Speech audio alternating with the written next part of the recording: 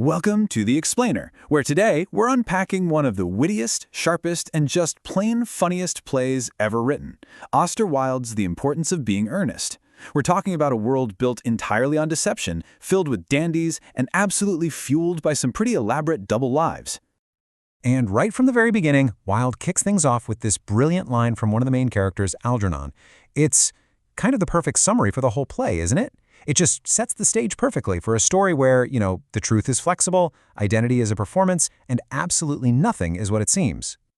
So this really brings us to the big question for today's Explainer.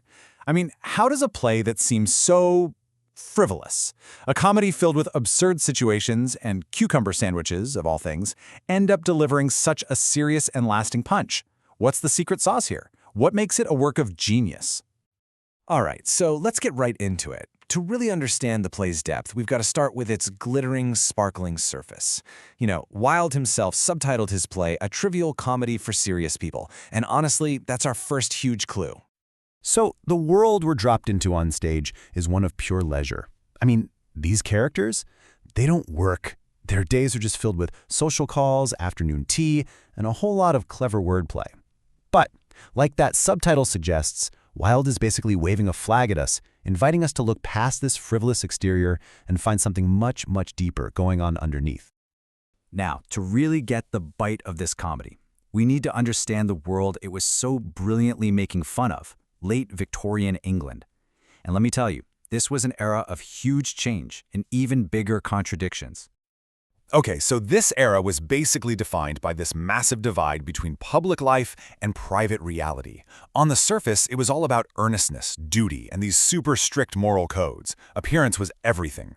But, behind closed doors, it was a whole different story. A hidden world of hypocrisy, secret affairs, and just pursuing pleasure.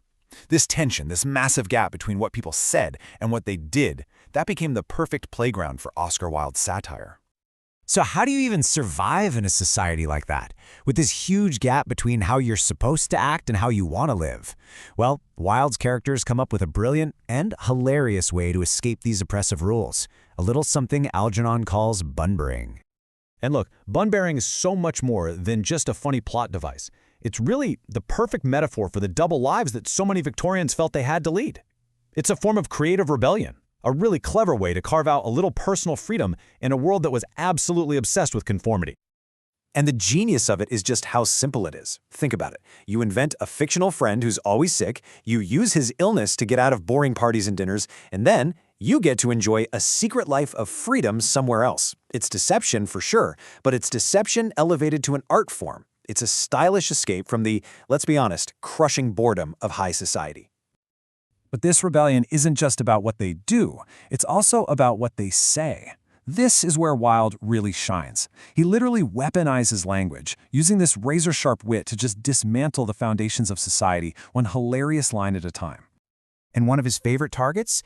The institution of marriage. Oh yeah, he completely exposes it, not as this beautiful romantic union, but as a cold, practical business deal. It's a tool for maintaining wealth and social status. Basically, a transaction dressed up to look like a sacrament. And who is the perfect mouthpiece for this cold-hearted view? None other than the absolutely formidable Lady Bracknell.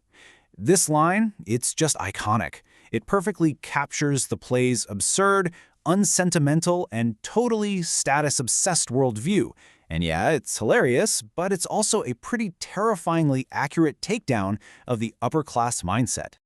So Wilde's real genius was how he blended all these different types of comedy into this one potent mix. He takes the smart, highbrow critique of satire and just smashes it together with the chaotic, mistaken identity fun of farce. The dialogue just sparkles with these things called epigrams, these short, witty, unforgettable statements. And the whole thing is built on paradoxes that flip everything you think you know completely on its head. It's that combination that makes the play so funny, but also so incredibly sharp. And here's one of Wilde's most brilliant moves, something he does all the time. He inverts the trivial and the serious. He just flips our expectations completely. You'll have characters discussing muffins with, life or death gravity, while at the same time treating actual death and marriage with this casual, almost bored indifference. And by doing that, he forces us, the audience, to stop and really question what society tells us is important versus what actually is. Okay, so here's the thing. After more than 100 years, and countless performances all over the globe, we have to ask the big question. Why do we keep coming back to this play? Why does it still feel so fresh, so relevant? Well, the answer is pretty simple, really. The things Wilde was making fun of, hypocrisy, snobbery, the pressure to fit in, they never really go away, do they? At its core, this play is a powerful, joyful celebration of wit, of style, and of individuality. It presents them as the ultimate antidote to a dull, restrictive world. And that leaves us with one last kind of provocative thought to chew on. Just think for a second about our modern world. Think about our curated social media profiles, the carefully managed public images we create for ourselves online versus who we are in our private lives. Wilde's satire on having a double life suddenly feels more relevant than ever, right? So I'll leave you with this question. In our own digital age, aren't we all, in some way or another, just Bunburying?